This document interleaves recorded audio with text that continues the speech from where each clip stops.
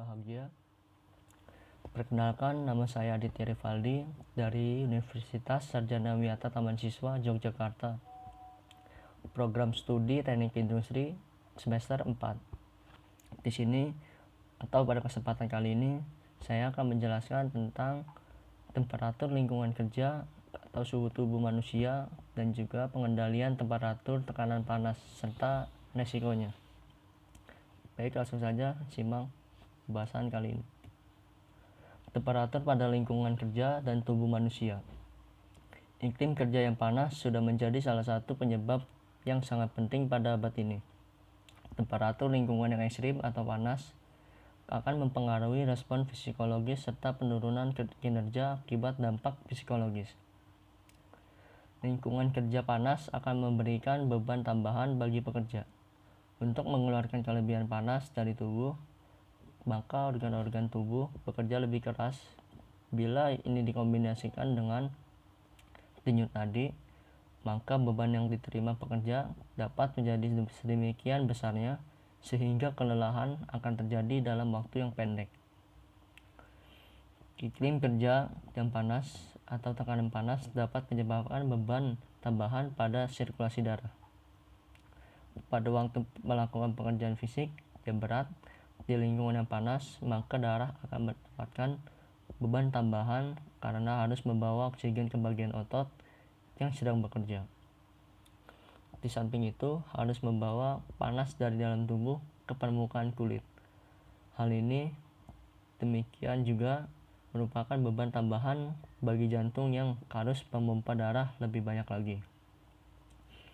Menurut ketentuan yang ditetapkan oleh pemerintah yang berkaitan dengan temperatur tempat kerja, yaitu Peraturan Menteri Tenaga Kerja dan Transmigrasi Permenaker Trans per titik 13 garis miring men garis miring 10 garis miring 2011 tentang nilai ambang batas untuk iklim kerja dan nilai ambang batas untuk temperatur tempat kerja. Ditetapkan nilai ambang batas atau NAB untuk iklim kerja adalah situasi kerja yang masih dapat dihadapi oleh tenaga kerja dalam bekerja sehari-hari yang tidak mengakibatkan penyakit atau gangguan kesehatan untuk waktu kerja terus-menerus tidak melebihi dari 8 jam sehari dan 40 jam seminggu. NAB terendah untuk ruang kerja adalah 25 derajat Celcius untuk beban kerja yang berat, dan NAB tertinggi adalah 32,2 derajat Celcius untuk beban kerja yang ringan. Tergantung pada beban kerja dan pengaturan waktu kerja. Di Indonesia, salah satu faktor yang menonjol sebagai penyebab gangguan kesehatan pekerja adalah lingkungan kerja yang panas. Apa itu heat stress dan bagaimana pekerja bisa terkena heat stress? Tekanan panas atau heat stress dapat dikatakan sebagai reaksi fisik dan fisiologis pekerja terhadap suhu yang berada di luar kenyamanan bekerja. Suhu yang dimaksud adalah suhu panas yang ekstrim. Berikut adalah paparan panas di lingkungan kerja berdasarkan sumbernya. 1. Suhu kelembapan tinggi, paparan sinar matahari secara langsung. 2. Gerakan atau aliran udara yang terbatas. 3. Kerja fisik yang berat. 4. Panas metabolisme tubuh. 5. Pakaian kerja. 6. Tingkat aklimitas. Faktor iklim kerja dan non-iklim kerja tersebut yang dapat meningkatkan resiko bekerja terkena heat stress. Sebetulnya heat stress terjadi apabila tubuh bekerja sudah tidak mampu lagi menyeimbangkan suhu tubuh normal karena besarnya paparan panas dari luar. Sederhananya, heat stress bisa terjadi ketika tubuh gagal mengendalikan suhu internal. Jika tubuh terpapar panas, maka sistem yang ada di dalam tubuh akan mempertahankan suhu tubuh internal agar tetap berada pada suhu normal, yaitu 36 sampai 37,5 derajat Celcius, dengan cara mengeluarkan keringat dan mengalirkan darah lebih banyak ke kulit. Dalam demikian, jantung bekerja keras memompa darah ke kulit bagian luar atau permukaan tubuh. dan kelenjar keringat terus mengeluarkan cairan yang mengandung elektrolit ke permukaan kulit, dan penguapan keringat menjadi cara efektif untuk mempertahankan suhu agar tetap normal. Namun, jika suhu di luar dan kelembaban terlalu tinggi, maka keringat tidak dapat menguap dan tubuh akan gagal mempertahankan suhu internalnya. Dalam kondisi ini tubuh mulai terganggu. Kondisi ini mempengaruhi kemampuan seseorang untuk bekerja di lingkungan panas. Dengan banyak darah mengalir ke kulit, maka pasokan darah ke otak, otot aktif, dan organ tubuh lainnya menjadi berkurang, sehingga kelelahan dan permasalahan kesehatan akibat panas pun lebih cepat terjadi. Kegagalan tubuh menyeimbangkan suhu tubuh internal ini yang pada akhirnya bisa memicu timbulnya heat stress pada pekerja. Siapa saja yang berisiko terkena heat stress? Pekerja yang mengenakan pakaian pelindung dan bekerja di lingkungan panas, kelembaban tinggi, dan melakukan kerja fisik berat adalah pekerja yang paling berisiko terkena heat stress. Umumnya, heat stress dialami oleh pekerja konstruksi, pertambangan, pabrik kaca, dan pabrik karet, serta pabrik pelemburan logam, pekerja di ruang boiler, dan pekerja yang terpapar panas lainnya. Apa pengaruh heat stress terhadap pekerja? 1. Heat stress cramp. Heat cramp adalah kejang atau kram pada otot, bahkan bisa mengakibatkan pingsan pada penderita. Hal ini disebabkan karena ketidakseimbangan cairan dan garam selama melakukan kerja fisik yang berat di lingkungan panas. 2. Heat exhaustion. Heat exhaustion terjadi akibat kurangnya cairan tubuh dan volume darah. Kondisi ini terjadi jika jumlah air yang dikeluarkan seperti keringat lebih dari air yang diminum selama terpapar panas. 3. Heat stroke. Heat stroke adalah efek heat stress paling serius atau fatal, karena jika dibiarkan tanpa penanganan serius, kondisi ini bisa mengakibatkan koma dan kematian. Penyebabnya adalah paparan panas yang terus-menerus dan ekstrim, serta kegagalan regulator suhu tubuh.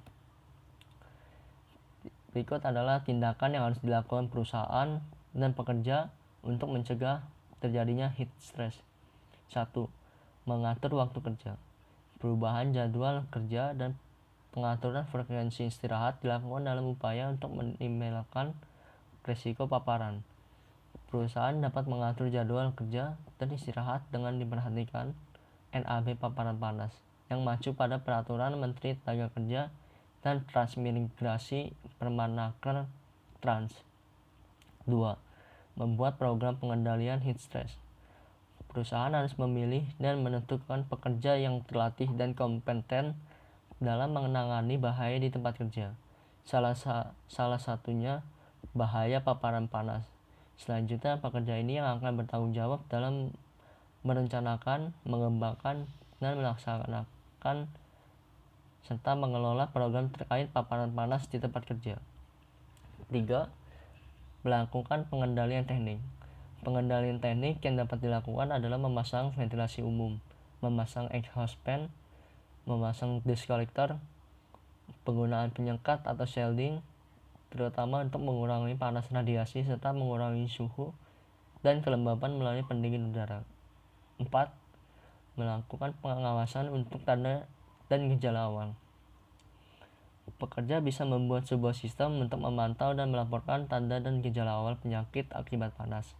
Hal ini dapat membantu perusahaan juga memanajemen dalam mendeteksi secara dini penyakit akibat panas dan melaksanakan tindakan pengendalian sesegera mungkin. 5. Melakukan identifikasi bahaya. Perusahaan dan pekerja wajib melakukan identifikasi bahaya paparan panas untuk meminimalkan kecelakaan kerja, penyakit akibat kerja, dan penurunan produktivitas kerja. Kegiatan identifikasi bahaya ini meliputi 1. Mengenali bahaya paparan panas dan risiko penyakit akibat panas bagi pekerja. 2. Menghitung indeks tekanan panas melalui pengukuran faktor-faktor eksternal lingkungan yang mempengaruhi tekanan panas, yaitu suhu, kelembaban, kecepatan angin, suhu kering, suhu basah, dan suhu radiasi. Nomor 3. Melakukan evaluasi terhadap kesehatan pekerja akibat paparan panas, yaitu dengan mengukur tekanan darah, denyut nadi, dan suhu tubuh pekerja. Nomor 4, menentukan langkah pengendalian dan perbaikan untuk meminimalkan bahaya paparan panas. Dan inilah adalah contoh kasus lingkungan kerja pada industri pandai besi di desa Hadipulo, Kecamatan Jekulo, Kabupaten Kudus, dengan suhu lingkungan kerja berkisar antara 30 sampai 35 derajat Celcius. Selain itu masih ada pekerja yang bekerja lebih dari 8 jam per hari, yaitu dengan jam kerja mulai pukul 7 pagi sampai jam 5 sore dan tidak mengenakan pakaian saat bekerja dengan paparan panas yang terus-menerus dari tungku pembakaran.